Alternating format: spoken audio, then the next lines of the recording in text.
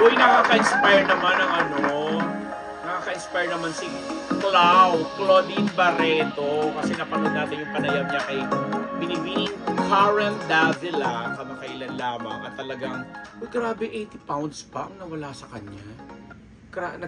Nag-weigh daw siya ng 100 something 100 ilan ba siya? Sobra. Pero ang payat nga niya, hindi lang ako sigurado kung 80 o 60 dahil sa pag-i-intermittent fasting niya. Naalala ko nung magkita kami ni Claudine sa isa sa mga laro sa volleyball mga 3 months ago. Medyo pumapayat na siya that time. Nagulat nga ako kasi sabi ko, anong pinagkakaabalahan? Sabi nga niya, yon mga anak niya, inasikaso niya, tapos may mga naka-line up na projects na pinag-aaralan niya kung tatanggapin o tapos napag-usapan nga namin yung isang teleserye na supposedly gaganap siyang nanay na yata ng isa sa mga young stars. Tapos hindi namin ma-reveal kasi sabi niya hindi pa sigurado kung itutuloy or what. After that, wala na kaming narinig hanggang nito nga lang na napanood namin siya na mas pumayat pa, as in. Tapos parang nawala na yung mga extra niyang dito sa likod. Of course, kinatuwa ng kanyang mga followers, ng kanyang mga supporters na hanggang ngayon naman ay very solid pa rin. Ako nga, dito sa Unbearable Channel, lagi kong sinasabi na nung kapanahunan nila ni na Judy Ann Santos, yan ang mga kasabayan, Judy Ann at Claudine, mas kami kay Claudine, mas feel namin panoorin. Kasi hindi naman, pinanonood namin, love din namin si Judy Ann, pero mas pinanonood namin ang mga movies at mga teleserye noon ni Claudine. Diba? Yun lang, ganun kami ka-fan. Anyway, dahil bumalik na nga ito, siguro ito yung sinasabi ni Clau na paghahanda rin niya, kasi sabi nga nung huli natin siyang nakapanayam, may proyektong nakalaan para sa kanya. So at least siguro pag pinakitang baka hindi niya natanggapin yung magiging nanay siya ng isang young star, kasi nga ito na siya nung katatapos na awards night ng Star Awards PMPC na kung saan nag-host si Claudine, na ang ganda-ganda nung naka-ball gown siya and everything. Ang payat-payat, diba? Lalong lumipis yung mukha niya. Pero yung kaya lang yun, medyo naging bulky talaga yung harap niya, medyo boobsy siya. Pero gano'n naman talaga. Dati pa naman siyang gano'n, diba? So, tatak ng mga Barreto, yung ganda na yan. And speaking of the Barreto sisters, kanyang kapatid na si Gretchen, nakachika din natin. Hi, Gretch. Pati si Marjorie. Nabanggit doon sa usapan nila ni Karen Davila na parang sa ngayon ay hindi muna siya gumagawa ng effort para, alam mo yon, maibalik sa dati yung samahan nila magkakapatid. Pero syempre close sila at nandiyan yung closeness. Pero sabi niya, for now, hanggat may mga hindi pa napaplansyang mga na-iron out to na mga issues, ay parang hindi muna sa ngayon. Pero syempre, andiyan darating niya kasi kumbaga mga tampong puroro, tampong achuchuchu yung mga nagaganap sa kanila magkakapatid, at hindi na natin uungkatin yan. Kasi ang nakikita natin sa ngayon kasi, isang Claudine Barreto na sana this time, mapanood talaga natin kasi isa rin talaga siya sa mga actress nung nakaraang dekada na talaga namang wow. Sabi nga natin sila ni Judy Ann Santos nung mga panahon nila, yung mga talaga nag-reign na din nung mga time na yon. And hanggang sa ngayon may mga nakukuha magagandang projects.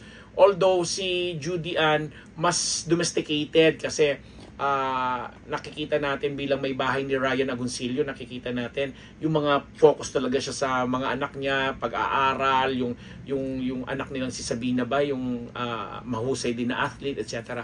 Although si Claudine din man ganun din naman, ibalita nga natin dito, nag-graduate yung anak nila ni Raymart. And speaking of Raymart, parang may panawagan ito yung bago si Claudine na parang nararamdaman na naman daw na hindi nagpaparamdam di umano itong si Raymart, na alam mo yon, siguro ayusin, plansyahin yung dapat na trabaho niya o responsibilidad niya sa kanilang mga anak ni Claudine. So may mga ganong chikahan.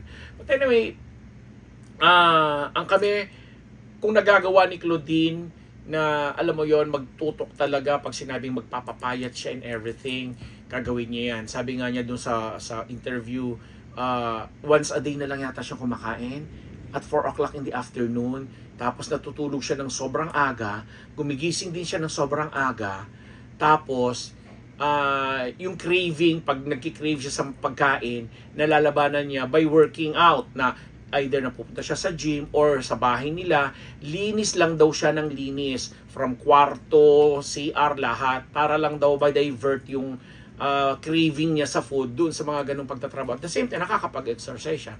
And then come 4 o'clock in the afternoon, doon siya kumakain para malamanan yung kanyang sikmura at mabalanse yung ano. Pero itong proseso na ito ay hindi niya ipinapayo doon sa mga gustong mag-IF din or mag-diet o mag-reduce din ng kanilang mga weight, kasi sabi niya mahabang proseso ito. Bukod sa kinonsulta niya ang kanyang mga nutritionist, dietitian, may doktor para mabalanse niya yung takbo ng sistema ng mga sa katawan niya. So ginawa niya na ito for ilang buwan, 2 buwan na bago siya, hindi abruptly. Kung kumbaga nagsimula siya 12 hours, 14 hours, and ngayon nga parang once a day na lang siya kumakain. Di ba nagawa natin yan doon na tayo twice a day na lang kumakain, pero yun nga, mahirap labanan talaga yung craving. Tama si Clau.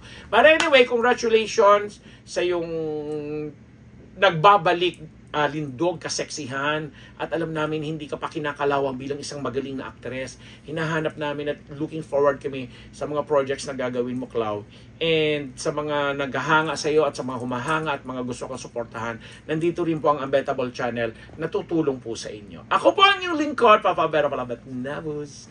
Nagpapasalamat sa ating mga subscribers. Thank you. Keep on coming. Sige lang po kami. Kahit everyday, 2, 3, 4, 5 nadadagdag sa mga subscribers po namin. Masaya na po kami. Halalo pa pag marami na yan. Diba? Thank you! We love you all. Maraming salamat sa mga sponsors. Dr. Jessica Diaz, DL Vision, Mama Sheikha Valrevilla, si Tita Thelma Zuniga Rodriguez ng Simas Philippines, ang Faces and Curves, Dr. J. Ricasata, Dr. Rachel Ricasata. Happy trip sa inyong nalalapit na pag out of the country. At sa lahat po, Dr. Jess Solis ng Gorgeous Smile. Thank you very much. Colonel Jundi Mayuga, I miss you!